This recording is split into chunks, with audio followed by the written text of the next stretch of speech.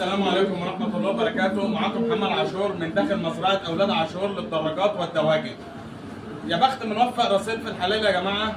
جوزنا الذكر 26400 للنتاية السرعات الغلبانة 24، والنهارده جابت لنا أول إنتاج ما شاء الله 6 كتاكيت مقاس 12 من داخل محلات أولاد عاشور.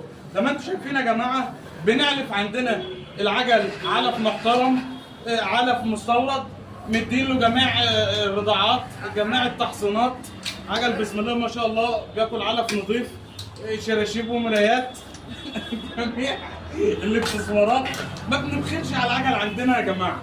العجل عندنا ما شاء الله لازم يتدلع عشان اللي يجي ياخد حاجه تربيه نظيفه، سلاله اصليه، حاجه يفتخر بيها. ما تفرحش بالاب والام، شوف الانتاج ايه في الاخر. من داخل اولاد عاشور بشربين، شارع المركز بجوار مطعم 100 100. انتصرونا.